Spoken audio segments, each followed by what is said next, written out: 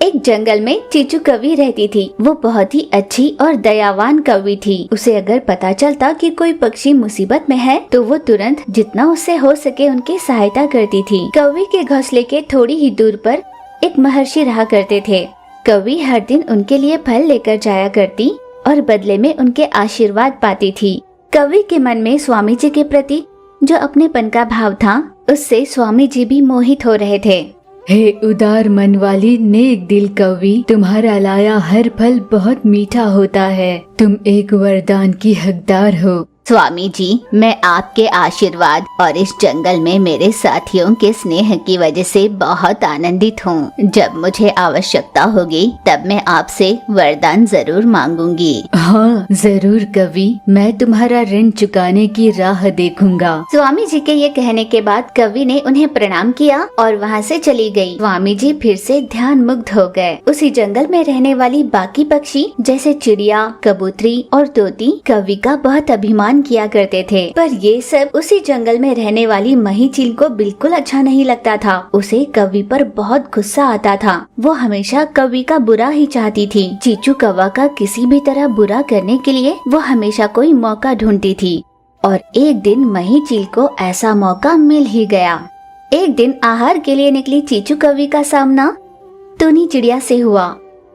अरे चीचू जी, आप कैसी हो? मैं बिल्कुल अच्छी हूँ टूनी, तुम बताओ कहाँ जा रही हो? मैं अपने लिए आहार की खोज में निकली हूँ। पापी पेट के लिए करना ही पड़ता है ना? हाँ टूनी, करना तो पड़ता है और धरती पर हर कोई अपने पापी पेट के लिए ही काम करता है। वैसे आज तुम अकेली क्यों? दरअसल आज मुझे कुछ ठीक नहीं लग रहा था, इसलिए मैं आराम कर रही थी। तोती और कबूतरी मुझसे पहले ही निकल गई। अच्छा, तुम तीनों की दोस्ती देखकर मुझे बहुत अच्छा लगता है। और हम तीनों के साथ में रहने की वजह आप ही तो हैं। उस दिन आपकी ही वजह से हम तीनों के रिश्ते की बुनियाद बहुत मजबूत हो गई। उस दिन जो हमारी दोस्ती शुरू हुई, आज तक वो उतनी ही मजबूती से टिकी है। यूँ बात करती हुई वो दोनों पक्षी आगे बढ़ रही थी कि उनका सामना मही चील से हुआ। चीचू कवि, मुझे तुमसे बात करनी है। बात करो ना। ये तुम भी बहुत अच्छे से जानती हो कि मैं अच्छे काम में सबके साथ ही होती हूँ। हाँ, पर मैं औरों के सामने तुमसे बात नहीं कर सकती। यहाँ पर ऐसा कोई नहीं जो मुझसे पराया हो। चिड़िया मेरी बहुत खास है, उससे कोई बात छुपाने की कोई जरूरत नहीं। जब तुम अकेली रहोगी तभी बात करेंगे। मही इतना कहकर वहाँ से चली गई। फिर चीचू कवि और टूनी चिड़िया बात करती हुई आगे बढ़ी। चीचू जी, उस मही चील से दूर ही रहना, उसका कोई भरोसा नहीं। हाँ, मैं वो देख लूंगी, पर तुम कबूतरी और तोती हमेशा अच्छे दोस्त बने रहना। एक दूसरे का साथ देते हुए अपनी दोस्ती की एक मिसाल बनाना। हाँ चीचू जी।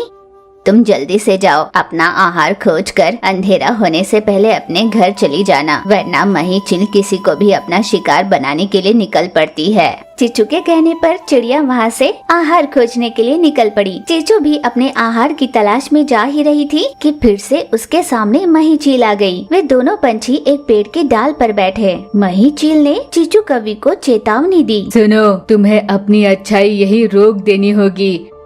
और मैंने ऐसा नहीं किया तो? ऐसा नहीं करोगी तो सबको सजीव दहन कर दूंगी। ऐसे धमका कर मही चील ने चीचू से कहा। चीचू को इस बात का डर जरूर था कि मही चील ने जो कहा वो कर सकती है और वहाँ से चली गई। क्योंकि वो सर्दी का मौसम था, चिड़िया, कबूतरी और तोती उस सर्द को बर्दाश्त नहीं कर पा रही थी। वे तीनों साथ में चीचू कवि के घर गई और उससे मदद मांगी। फिर चीचू कवि ने उन्हें अपने ही घर के खटिए पर सोने की जगह दी। हे भगवान, ना जाने मन आज कैसे संकेत दे रहा है। लगता है कुछ बुरा होने वाला है। मही चील कुछ करेगी तो नहीं, ऐसा मन में सोचते हुए चीचू कवि सो गई। इसी को सही मौका जानकर मही चील उसके घोंसले के बाहर आई। कुछ और लकड़ियाँ रखकर मशाल से उसके पूरे घर को जला दिया। जैसे ही चीचू कवि ने धुएं को सूंघा, वो तुरंत उठी, तोती, कबूतरी और चिड़िया को नींद से जगाया, उन्हें मरने से बचाया। मही चील मन ही मन खुश होकर वहाँ से जा रही थी, जिसे चीचू कवि ने देख लिया। उन्होंने सोचा कि मही चील से फिर से कभी न कभी खतरा पूरा हो ही सकता है। और साथ ही साथ उन्होंने सोचा कि उनके पास ऐसा घोंसला हो जो बदलते मौसम में उनकी रक्षा कर पाए। अच्छा चीचू, तो तुम आ गई, इसका मतलब तुमने मुझे मौका दे ही दिया कि मैं तुम्हारा ऋण चुका पाऊँ। हाँ स्वामी जी, आप मुझे वरदान देना चाहते थे ना। तोती, चिड़िया और कबूतरी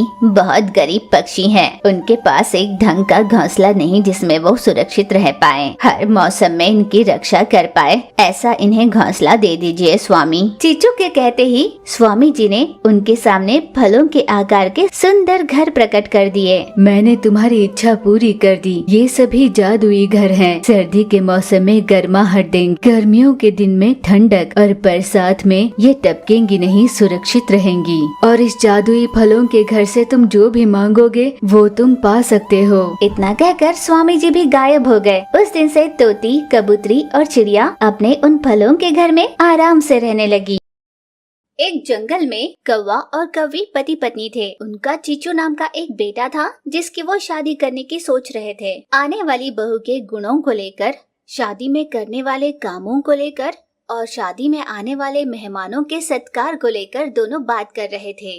बड़े कहते हैं कि घर की बहू घर की रोशनी होती है, इसलिए आने वाली बहू सुबह जल्दी उठकर भगवान के सामने दिया जलाए तो घर में रौनक हो जाएगी। दिया जलाने को लेकर तो मुझे कुछ नहीं कहना, मैं तो बस उसका रसोई में हाथ देखना चाहती हूँ। बस एक रसोई के काम में अगर वो निपुण हो तो काफी है। हाँ हाँ जानता हूँ, तुम्हें तो बस खाने की ही पड़ी रहती है, भुक्कड़ कहीं की। बस तुम्हारे लिए तो खाना बनाने वाली आ जाए, इतना ही काफी होगा ना। यूँ जैसे ही पति कौवे ने कहा, पत्नी कौवी चिढ़ गई। देखो देखो, कह देती हूँ, कल को जब बहू घर में आएगी उसके सामने मुझे भुक्कड़ मत कह देना। तुम पंचायत बिठाओगी और इसके समाधान के रूप में 100 किलो की बिरयानी मंगवाओगी, है ना भगवान? अरे हाँ, ये तो बहुत अच्छा पर्याय बताया आपने, ऐसा ही करूँगी। सुपर आइडिया दिया है मुझे, ऐसा मैंने क्यों नहीं सोचा। ऐसा सोचने के लिए दिमाग की जरूरत होती है भगवान, और आप अपने पेट के अलावा दिमाग को इतनी तकलीफ नहीं देती ना। अरे रे बस भी करो, आप घुमा फिरा कर बात को मेरे खाने पर ही ला देते हो। यूँ नाराज होकर पत्नी कौवी घर से बाहर निकल गई और पति पीछे उसकी इस हरकत पर हंस रहा था। इतने में बेटा कौवा टूनी नाम की चिड़िया से शादी कर उसे अपने साथ घर ले आया। गले में फूलों की माला डाले अपने बेटे और चिड़िया को पिता कौवा यूं ही टुकुर टुकुर देखे जा रहा था। क्या हुआ पापा, आप ऐसे क्यों देख रहे हो? अरे बेटा, ये चिड़िया अपने घर क्यों आई है? हाँ पापा, मैं बताता हूँ, पहले बताओ माँ कहाँ पर है? बेटा, वो अभी अभी बाहर निकली है, तुम दोनों यहीं रहो, मैं उसे अपने साथ लेकर आता हूँ।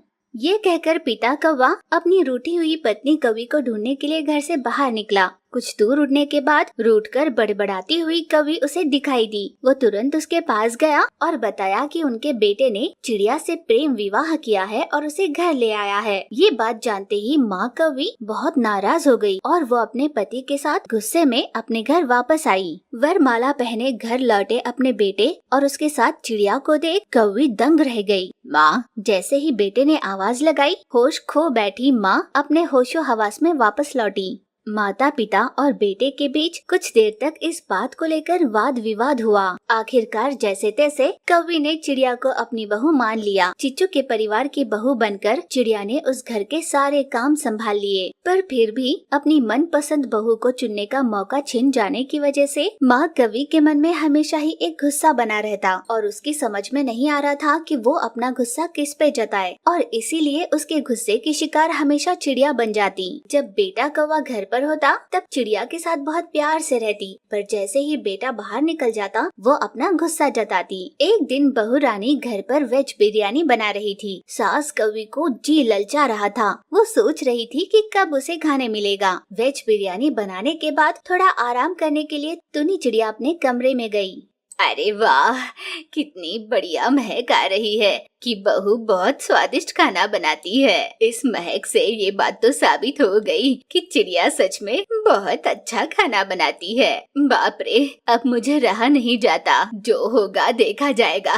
पहले तो मैं इसे सफा चट करती हूँ। कौवी ने आव देखा ना ताव, वो बिरयानी पर टूट पड़ी और गर्मा गर्म बिरयानी खाने लगी। गरम बिरयानी की वजह से उसकी नाक और कान में से धुआं निकल रहा था। उसे बिरयानी इतनी अच्छी लगी कि वो रुके बिना सारी बिरयानी खा गई। जैसे के तैसे उसे रसोई में रख वो अपने कमरे में चली गई। थोड़ी देर आराम कर जैसे ही टूनी चिड़िया रसोई में आई तो बर्तन में बिरयानी गायब थी। सारा सामान जहाँ का तहाँ रखा हुआ था।